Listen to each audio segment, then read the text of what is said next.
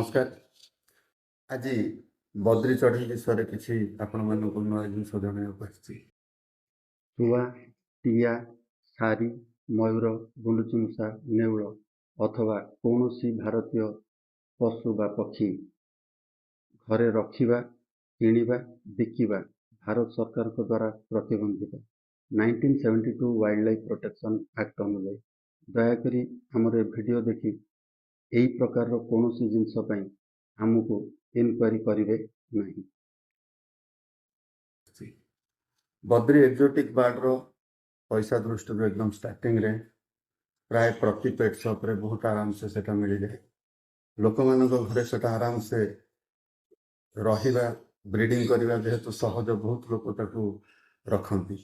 प्राय लोकंकर गोटे धारणा जे बद्री चढ़ीर दाम मोटामोटी गोटे रेंज जिते जो रेट भी अच्छी प्राय विभिन्न जगार दोकानी मैंने गोटे रेंज ही बिकती। तार आ गोटे विशेषत्व हूँ से प्राइस रे ग्रीन ब्लू येलो व्हाइट सब गोटे दाम रे ही बिक्री हुए। किंतु बद्री भी बहुत दाम रो बहुत भेराइटी रो अछंती जोटा कि मुझे आपको गोटे पर गोटे देखी। आमर साधारण भाव में बजार में मिलुवा बद्री भितर आमर यहाँ ऑस्ट्रेलिया चढ़ी ऑस्ट्रेलिया नेचर रे यहाँ प्रकृत में केवल ग्रीन कलर रे मिले एवं ग्रीन पर से म्यूटेशन नुआ बाहर लाइट ग्रीन तापर बाहर डार्क ग्रीन बा जोटा को आम ऑलिव बोली कहते। डार्क ग्रीन गोटे सिंगल फैक्टर गोटे डबल फैक्टर तापर बाहर ब्लू तापर आपणकर ब्लू रो विभिन्न किस्म अच्छी आपणकर light blue dark blue violet cobalt ये सब कलर बाहर तापर आपणकर जो व्हाइट बाहर तापर आपणकर लुटिनो बा येलो येलो आउ व्हाइट व्हाइट टाक आल्बिनो कह जाए आउ येलो टाक लुटिनो कह जाए। किंतु जदि धला बद्रीर आखि नाली ताहले से आल्बिनो किंतु जेहेतु आमर बद्री चढ़ई गुड़ाक समस्त ग्रुप ब्रीडिंग करती सेमती किसी ना गोटे धला चढ़ईर आखि कला भी हिसाब ताने सेटा क्रॉस ब्रीड होटार गोटे अलग जीन मिसिकी अच्छे।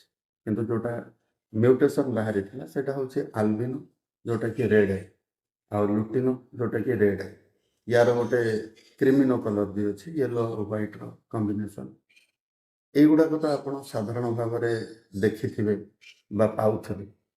किंतु या भर आगुरी केते गोटे जिनस अच्छे जोटा साधारण भाव में पाँच किंतु आप जाना यहाँ गोटे भेराइटी बा यहाँ गोटे म्यूटेशन जमती कि आपणकर क्लीयर हुए तार फ्लाइट फिगर बा दी साइड रे पूरा धला कलर थी देहटा अलग मार्किंग थाए एवं दी साइडटा धला थाए जदि सेटा धला ब्लू रो कॉम्बिनेशन चढ़ई जदि सेटा येलो ग्रीन रो कॉम्बिनेशन ताल दी साइडटा येलो रहिबो।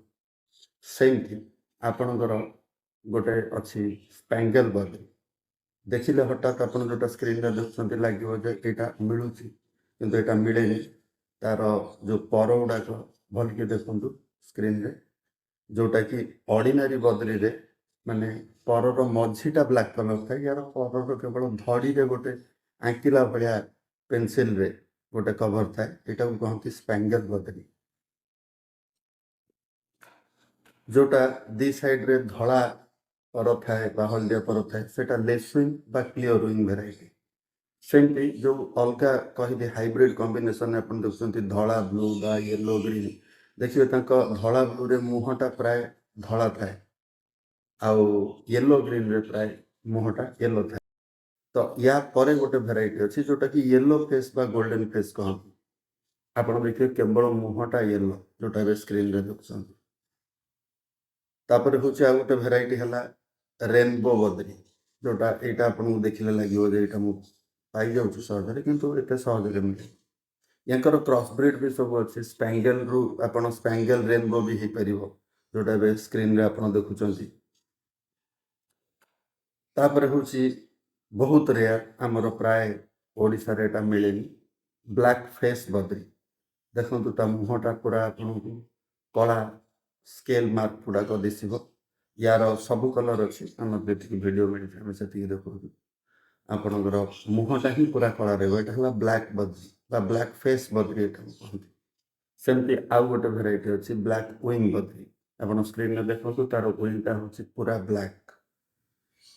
ଏପର୍ଯ୍ୟନ୍ତ ଯେତିକି ମୁଁ କହିଲି ଏଗୁଡ଼ାକ ହେଉଛି ଆପଣଙ୍କର କଲର୍ ମ୍ୟୁଟେସନ୍। ମ୍ୟୁଟେସନ୍ ଦୁଇ ପ୍ରକାରର, ଗୋଟେ କଲର୍ ମ୍ୟୁଟେସନ୍ ଆଉ ଗୋଟେ ହେଲା ଭେରାଇଟି ମ୍ୟୁଟେସନ୍।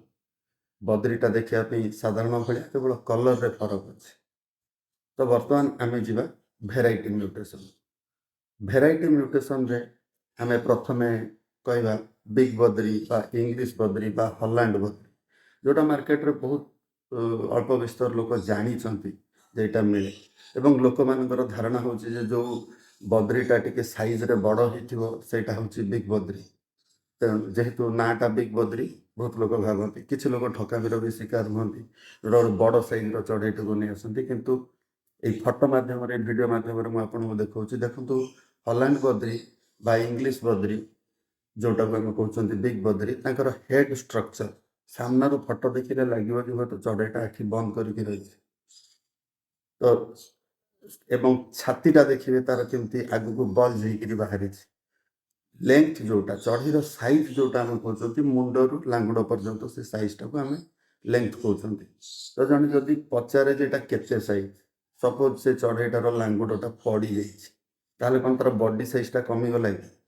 ଧରନ୍ତୁ ଗୋଟେ ବିଗ୍ ବଦ୍ରିର ଲାଙ୍ଗୁଡ଼ ବି ପଡ଼ିଯାଇଛି, ତାର ହେଡ୍ ସାଇଜ୍ ଆଉ ତାର ଚେଷ୍ଟ ସାଇଜ୍ ଦେଖନ୍ତୁ ଏଇ ଭିଡ଼ିଓରେ ଦେଖେଇଲା ଭଳିଆ ଆପଣ ଯଦି ଦେଖୁଛନ୍ତି, ତାହେଲେ ଏଇଟା ହେଉଛି ଇଂଲିଶ ବଦ୍ରି। ଆଗରେ ଗୋଟେ ଜିନିଷ ଅଛି ଯେ ଏଇ ଇଂଲିଶ ବଦ୍ରି ବା ହଲାଣ୍ଡ ବଦ୍ରି ବାହାରୁ ପ୍ରାୟ ଇମ୍ପୋର୍ଟ ହେଇକି ଇଣ୍ଡିଆକୁ ଆସେ। ମୋର ଯେତିକି ଅଭିଜ୍ଞତା ଅଛି, ଇଣ୍ଡିଆରେ ବ୍ରିଡ୍ ହେଲା ପରେ ଚେଷ୍ଟ ସାଇଜ୍ ତ ଏଇଭଳିଆ ଆସେ, କିନ୍ତୁ ହେଡ୍ ସାଇଜ୍ ଏଇଭଳିଆ ଆସେନି।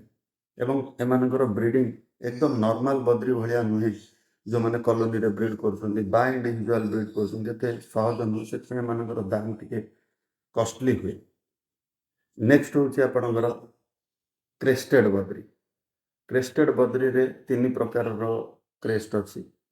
ଗୋଟେ ହେଲା ଫୁଲ୍ ସାର୍କୁଲାର କ୍ରେଷ୍ଟେଡ୍ ବଦ୍ରି, ଯେଉଁଟା ଆପଣ ଯେଉଁ କ୍ରେଷ୍ଟ ଅଛି ପୁରା ଗୋଲ ଚକ୍କର ହେଇକିରି 360 ଡିଗ୍ରୀ ତାର କ୍ରେଷ୍ଟଟା ରହିବ। ଆଉ ଗୋଟେ ହେଲା ହାଫ୍ ସାର୍କୁଲାର କ୍ରେଷ୍ଟେଡ୍, ଯେଉଁଟା ଦେଖିବେ କେବଳ ଆଗ ପଟକୁ ହିଁ ପଡ଼ିଥିବ। ଆଉ ଗୋଟେ ହେଲା ଆପଣଙ୍କର ଟଫ୍ଟେଡ୍ ବା କ୍ୱାର୍ଟର ସାର୍କୁଲାର ବି ତାକୁ କୁହାଯାଏ, ମାନେ ଜଷ୍ଟ ଟିକେ ଗୋଟେ ଗୋଜିଆ ଭଳିଆ, ଯେମିତି ଆପଣ ଏବେ ଦେଖୁଛନ୍ତି ସ୍କ୍ରିନ୍ରେ ସେଇଭଳିଆ। ଏଇଗୁଡ଼ାକ ବେଳେବେଳେ ଏଇ ଯେଉଁ ଲାଷ୍ଟ କହିଲି ଟଫ୍ଟେଡ୍ ଯେଉଁଗୁଡ଼ାକ ବେଳେବେଳେ ମିଳିଯାଆନ୍ତି ନର୍ମାଲ ହିସାବରେ। ଏଗୁଡ଼ା ଆକ୍ଚୁଆଲି ଆପଣଙ୍କର କ୍ରେଷ୍ଟେଡ୍ ଟୁ କ୍ରେଷ୍ଟେଡ୍ ପକେଇକି ପେୟାର କେବେ ବି ଛୁଆ ହେବା ହୁଏନି। ତ କ୍ରେଷ୍ଟେଡ୍ ସହିତ ୟା ତ ଆପଣ କ୍ରେଷ୍ଟେଡ୍ ସ୍ପ୍ଲିଟ୍ ପକେଇବେ, ନହେଲେ କ୍ରେଷ୍ଟେଡ୍ ସହିତ ନର୍ମାଲ ପକେଇବେ। ତ ଆପଣଙ୍କର ଜେନେଟିକ୍ସ ଥିଓରି ହିସାବରେ 3:2:1 ରେସିଓ ହେଲେ ଗୋଟେ ବାହାରିବ ଏମିତି ଟଫ୍ଟେଡ୍, ସେଇମାନେ ହେଲେ କ୍ୟାରିୟର। ଆପଣ ଯଦି ଫ୍ୟୁଚରରେ ଗୋଟେ କ୍ରେଷ୍ଟେଡ୍ ସହିତ ଗୋଟେ ଟଫ୍ଟେଡ୍କୁ ପକେଇବେ, ତାହେଲେ ଆପଣଙ୍କର ଅଧିକ ସଂଖ୍ୟକ କ୍ରେଷ୍ଟେଡ୍ ଛୁଆ ବାହାରିବେ। ନେକ୍ସଟ ହେଉଛି ଯେଉଁଟା ବହୁତ ଆଟ୍ରାକ୍ଟିଭ ଆଉ ବହୁତ ସୁନ୍ଦର ଦେଖିବା ପାଇଁ, ସେଇଟା ହେଲା ହୋଗୋରମ ବଦ୍ରି ବା ହେଲିକପ୍ଟର ବଦ୍ରି ବି ତାକୁ କହନ୍ତି। ହୋଗୋରମ ବଦ୍ରି ଆପଣଙ୍କର ଜାପାନରେ ଏଇଟା 1970ରେ ବାହାରିଛି, ଯେଉଁଟାକି ଆପଣ ମାନେ ପିଠିରେ ଦୁଇଟା ଯେଉଁ କ୍ରେଷ୍ଟ ରହିଛି ତାକୁ ଫ୍ଲାୱାର ବି କହନ୍ତି। ଫୁଲ ସେପ୍ରେ ଆପଣଙ୍କର ଦୁଇ ପଟ ୱିଙ୍ଗରେ ଦୁଇଟା ଫୁଲ ଭଳିଆ କ୍ରେଷ୍ଟ ରହିଥିବ, ମୁଣ୍ଡରେ ବି କ୍ରେଷ୍ଟ ରହିଥିବ, ଏଇଟାକୁ କହନ୍ତି ହୋଗୋରମ ବଦ୍ରି। ଯେମିତିକି ପ୍ରତ୍ୟେକ ଲାଇଫ୍ ଷ୍ଟକ୍ର ଗୋଟେ କ୍ୱାଲିଟି ଅଛି, ୟାର ବି ସେମିତି ଗୋଟେ କ୍ୱାଲିଟି ଅଛି। ତ ସେ ଫ୍ଲାୱାରର ସାଇଜ୍, ଫ୍ଲାୱାରର ସେପ୍, ଖାଲି ଟିକେ ପିଠିରେ ଅଡ଼ୁଆ ରୁମ ଦେଖିଲେ ସେଇଟା ହୋଗୋରମ ବଦ୍ରି ନୁହଁ। ସେଗୁଡ଼ାକ ଆପଣଙ୍କର ସ୍ପ୍ଲିଟ୍ ହେଇପାରେ ବା ଡିଫେକ୍ଟିଭ ବା ଲୋ କ୍ୱାଲିଟି ବି ହେଇପାରେ।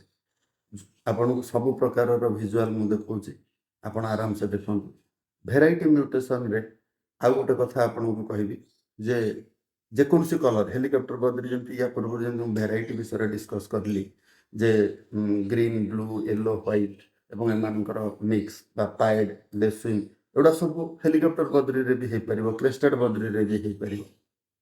ଲାଷ୍ଟ ହେଉଛି ଆପଣଙ୍କର ସବୁଠାରୁ କଷ୍ଟଲି ଆଉ ବହୁତ ରେୟାର, ପ୍ରାୟ ଆପଣମାନଙ୍କ ଭିତରୁ ଦେଖିନଥିବେ, ଡଷ୍ଟର ବଦ୍ରି। ଡଷ୍ଟର ବଦ୍ରି ଆପଣ ଯେଉଁ ଭିଜୁଆଲ ଦେଖୁଛନ୍ତି, ଆକ୍ଚୁଆଲି ତାକୁ ଦେଖାଯାଏନି କି ସେ ଚଢ଼େଇ କେବେ ଉଡ଼ିପାରେନି। ଏଇଟା ଗୋଟେ ଜେନେଟିକାଲ ଡିଫେକ୍ଟ। ଏଇଟା ଦେଖିବା ପାଇଁ ବହୁତ ସୁନ୍ଦର, ବଟ୍ ତାକୁ ଟେମ୍ କରିବାକୁ ଭାରି ଇଜି, ତାକୁ ରଖିବାଟା ବହୁତ କଷ୍ଟ। ସେ ସାଧାରଣ ଚଢ଼େଇଙ୍କ ସହିତ ଗ୍ରୁପରେ ତ ପ୍ରଶ୍ନ ହିଁ ଉଠୁନି।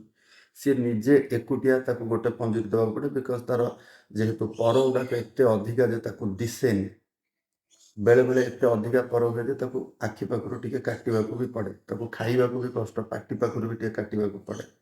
ଆଉ ଏମାନେ ବେଶୀ ଦିନ ବଞ୍ଚନ୍ତିନି, ବହୁତ ବେଶୀରେ ବର୍ଷେ 1.5 ବର୍ଷ ହିଁ ବଞ୍ଚନ୍ତି। ପୁଣି ଆଉ ଗୋଟେ ଏପିସୋଡ଼ରେ କିଛି ନୂଆ ଚଢ଼େଇଙ୍କ ବିଷୟରେ କିଛି ନୂଆ ତଥ୍ୟ ନେଇକି ଆପଣଙ୍କ ସାମ୍ନାରେ ଉପସ୍ଥିତ ହେବି। ଆପଣଙ୍କୁ ମୋର ଏଇ ଏପିସୋଡ଼ର ଇନଫର୍ମେସନ୍ କେମିତି ଲାଗିଲା କମେଣ୍ଟରେ ନିଶ୍ଚୟ ଜଣାଇବେ। ଏତିକିରେ ରହୁଛି, ନମସ୍କାର।